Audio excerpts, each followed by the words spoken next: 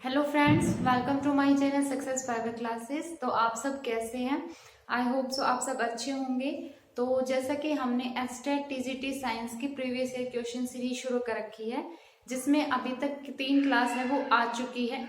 तो अगर आपने वो वीडियो अब तक नहीं देखी है तो आप उन वीडियो को देखिए, क्योंकि मैंने जितने भी टीजीटी साइंस के प्रीवियस ईयर क्वेश्चन बने हुए हैं एस्टेट में वो कवर करा रखे हैं।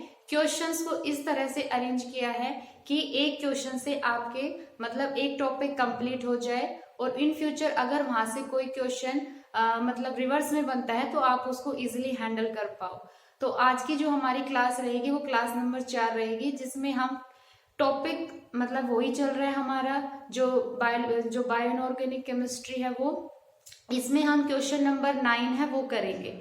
तो क्वेश्चन नंबर 9 है वो क्या लिखा हुआ है, आइडेंटिफाई रोंग स्टेटमेंट। इसमें ना आपको रोंग स्टेटमेंट को आइडेंटिफाई करना है।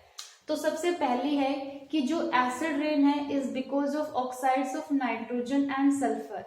तो जो एसिड रेन होती है वो जो सल्फर और नाइट्रोजन की ऑक्साइड होती है उसके कारण होती है। तो जब क्लास नंबर 2 हुई थी तो उसमें मैंने आपको एसिड रेन टॉपिक कराया था। तो उसमें मैंने ये बताया था कि जब फॉसिल फ्यूल्स की बर्निंग होती है, पेट्रोल्स की बर्निंग होती है, तो वहां से सल्फर डाइऑक्साइड गैस है वो इवॉल्व होती है, साथ में NO2 गैस बनती है। तो जब ये वाटर के साथ मिक्स होती है तो ये सल्फ्यूरिक एसिड और नाइट्रिक एसिड है, 2 एसिड फॉर्म करते हैं। तो जब ये बारिश होती है तो उस बारिश के पानी के साथ मिक्स होकर अर्थ पे आती है, तो उसी को हम एसिड रेन बोलते हैं। इसको हम इस रेन को एसिड रेन क्यों बोलते हैं, क्योंकि इसमें ना H2SO4 और HNO3 जो क्या है हमारे एसिडिक है नेचर में, तो उनकी मिक्सिंग होती है, इसलिए हम इसको एसिड रेन बोलते हैं। तो जब वो अर्थ पर आती है तो वाटर बॉडीज के अंदर मिक्स होती है। तो वाटर बॉडीज में क्या होते हैं, जो एक्वेटिक एनिमल्स होते हैं वो कहीं ना कहीं उनसे मतलब क्या होता है, इफेक्टेड होता है। तो जो एसिड रेन होता है इसका जो पीएच होता है, जब हमारी रेन का पीएच 5.5 से कम हो जाता है, यानी जब पीएच 5.5 से कम होता है तो उस रेन को हम एसिड रेन बोलते हैं। अब इसके इफेक्टेड मैंने बता दी कि जैसे एक्वेटिक एनिमल्स है वो मतलब जैसे फिश वगैरह हो गई वो बैडली इफेक्टेड होते हैं। साथ में हमारे जितने भी मॉन्यूमेंट्स हैं उनकी ब्राइटनेस पर इफेक्ट पड़ता है। एग्जाम्पल के लिए जैसे ताजमहल की अगर हम बात करें तो उसमें मार्बल्स का यूज हुआ है, लेकिन वो मार्बल्स आज है वो धीरे धीरे अपनी चमक खो रहे हैं इसी वजह से, क्योंकि एसिड रेन की वजह से। ठीक है, तो वो मैंने आपको बता दिया कि एसिड रेन क्या होता है। तो इसका मतलब ये स्टेटमेंट हमारी सही है कि सल्फर और नाइट्रोजन की ऑक्साइड के कारण ही एसिड रेन होती है। उसके बाद सेकेंड नंबर की स्टेटमेंट क्या है, chlorofluorocarbon is responsible for ozone layer depletion. जो अब आपको पता होना चाहिए कि ओजोन लेयर डिप्लेशन क्या है। जो हमारी ओजोन की परत है उसकी जो थिनिंग होती है उसका पतला होना ही क्या होता है, ओजोन लेयर डिप्लेशन।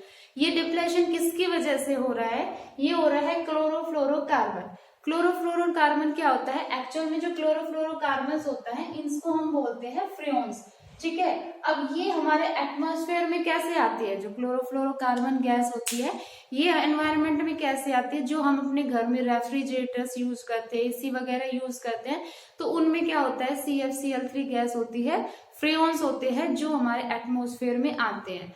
तो जो CFCl3 रिस्पॉन्सिबल होती है ओजोन लेयर डिप्लेशन के लिए।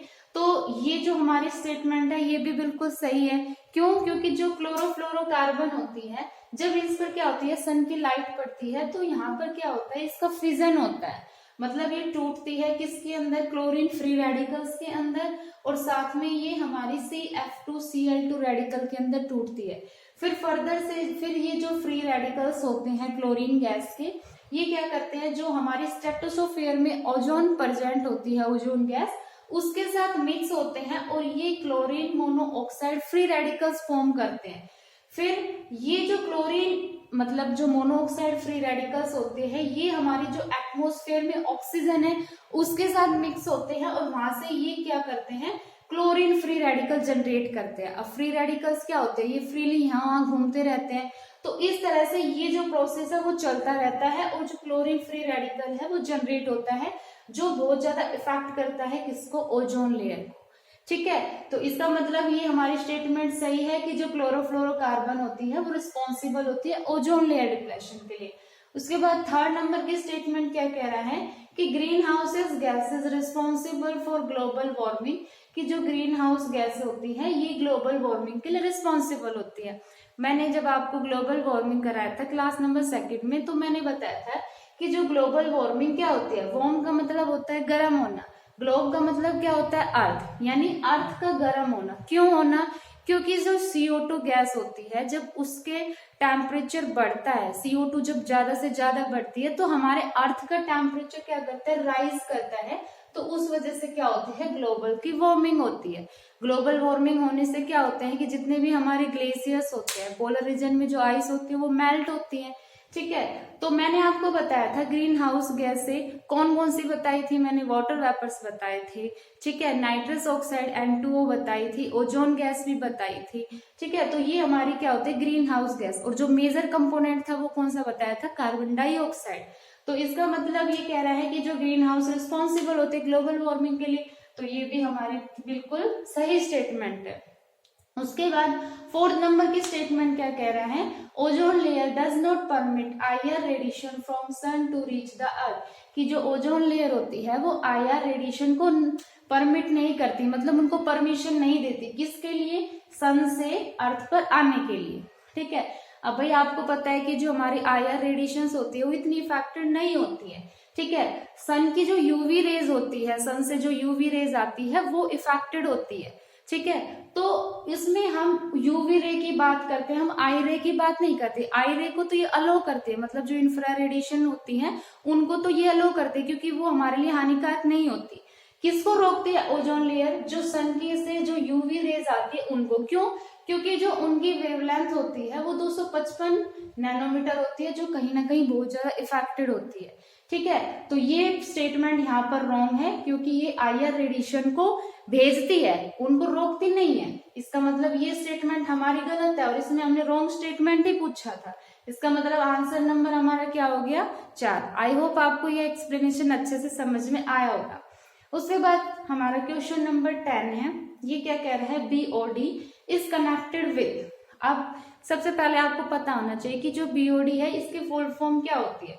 BOD की फुल फॉर्म होती है, B का मतलब होता है बायोलॉजिकल, O का मतलब होता है ऑक्सीजन, D का मतलब होता है डिमांड। यानी जो बायोलॉजिकल ऑक्सीजन डिमांड होती है ये किससे कनेक्ट होती है। पहला जो इसका ऑप्शन है वो है ऑर्गेनिक मैटर।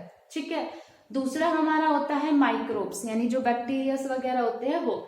थर्ड होता है माइक्रोब्स एंड ऑर्गेनिक मैटर, मतलब माइक्रोब्स भी हो और ऑर्गेनिक मैटर भी हो उसमें। और फोर्थ ऑप्शन है नन ऑफ दिस। तो इस क्वेश्चन का आंसर बताने से पहले मैं आपको बताऊंगी कि जो BOD होता है वो क्या होता है, क्लीन वाटर के लिए BOD कितना होना चाहिए, पोल्यूटेड वाटर है उसके लिए BOD कितना होता है।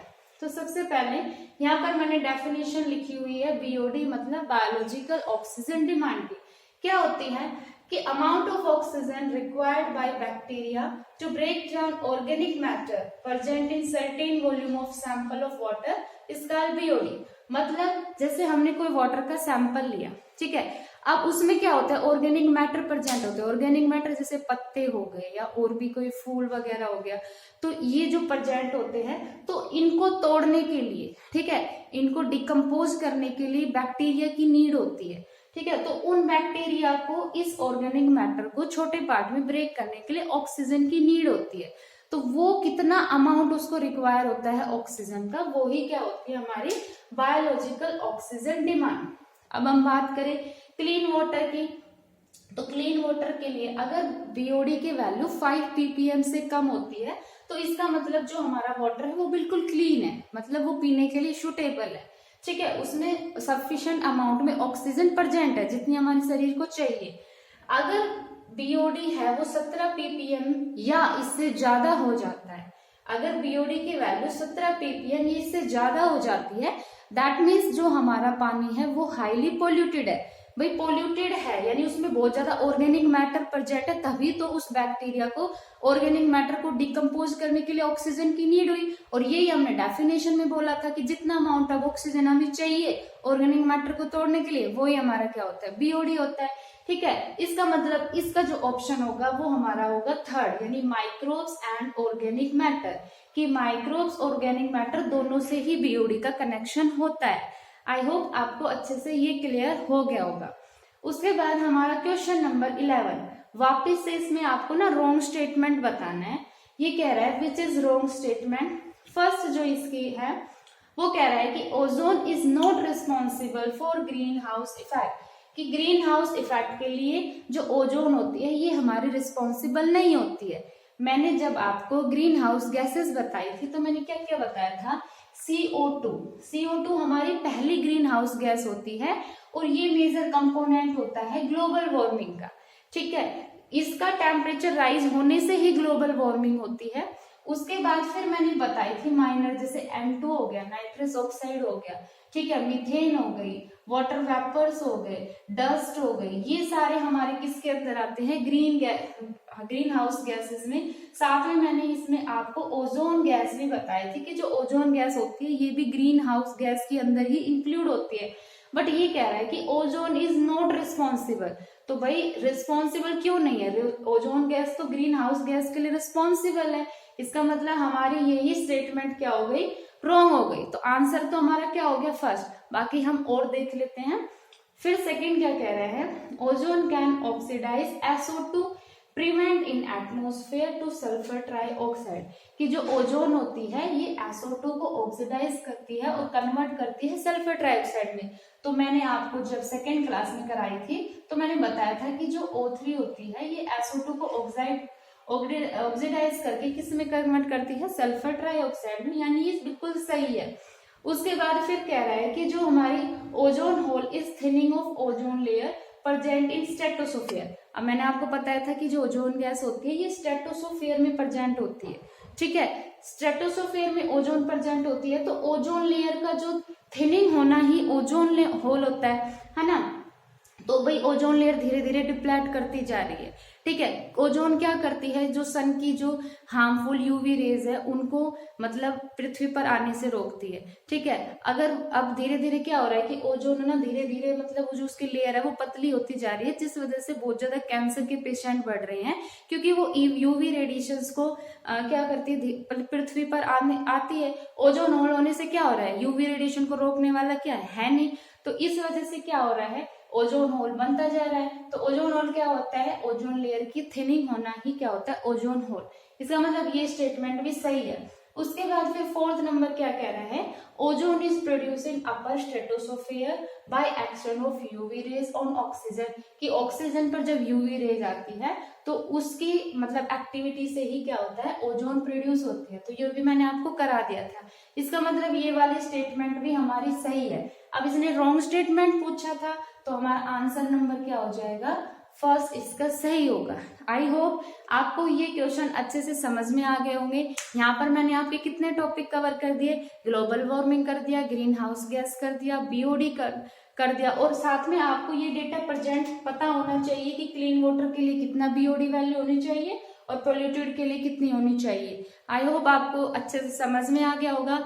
नेक्स्ट वीडियो फिर आएगी, उसमें फिर हम प्रीवियस ईयर क्वेश्चन ऐसे ही डिस्कस करेंगे बिल्कुल एनालिसिस के साथ। तो अगर वीडियो अच्छी लगी है तो चैनल को ज्यादा से ज्यादा लाइक कीजिए, शेयर कीजिए, सब्सक्राइब कीजिए। Thank you very much.